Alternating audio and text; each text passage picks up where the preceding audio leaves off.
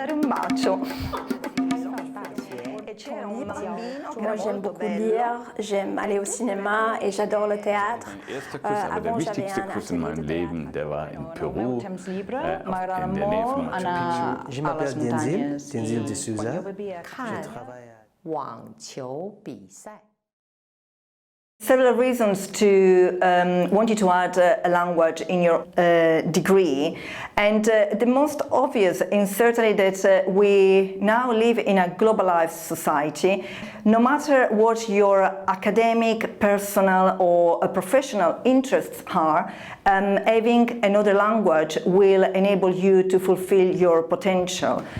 When I was younger, I traveled quite a bit. I had studied some Spanish, but that was Spanish at school and, you know, with the teacher, and here you were in real life. But I happened to be traveling with lots of other people who just never had enough Spanish. I always seemed to have a little bit more. So whenever there was a situation where we needed to find out something, what did they do? They said, come, you go, you ask them. I had climbed a mountain with this friend, and there was a little snack bar selling food and drinks.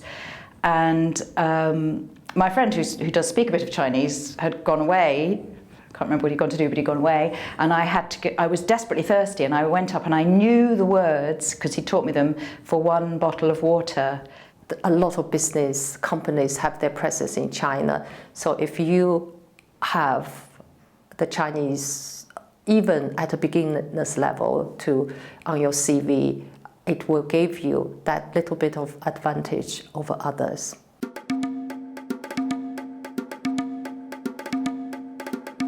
Typically, wherever you look, any survey will tell you there's quite a lot of jobs in finance, where languages are needed, in IT, in the creative industries, in media, marketing, tourism as well. I was talking to somebody yesterday who runs her own business, and in fact it's an architectural practice, so it's nothing to do with languages.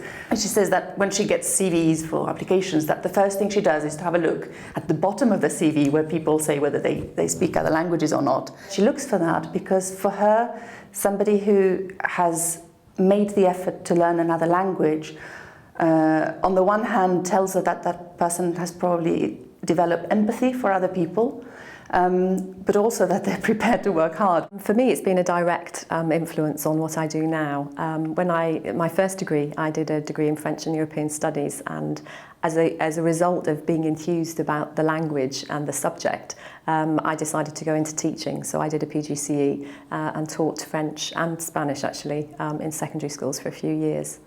One thing for me personally was to get some kind of acknowledgement of the language, accreditation. So I did a certificate, got the certificate, and then I did the French diploma.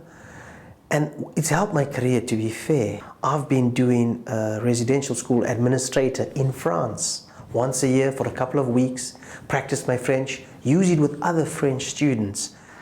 I have a degree in modern languages, French and Spanish, and a postgraduate diploma in librarianship. And when I first qualified as a librarian, my first job was working at the Canadian High Commission at Canada House in Trafalgar Square in London. And I got the job on the strength of being able to speak French, actually.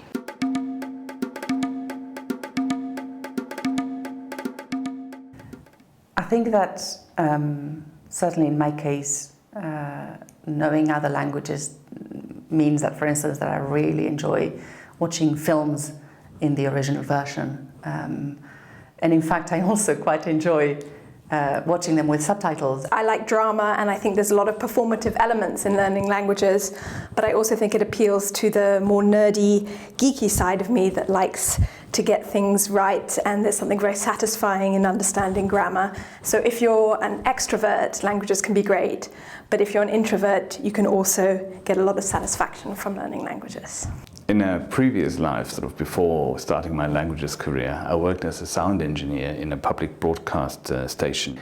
And part of my work was working for radio plays. And I think the first moment when I got really hooked on languages was when I saw this director who was a German-born who lived in Italy. During the production, he talked to a French musician in French, and there was some English involved as well. I think he was the kind of genius that speaks 5, 6, 7 languages perfect. I knew I was never going to get anywhere near that, but I just found it fascinating how this person could operate with such a variety of people and actually meet them probably more than halfway.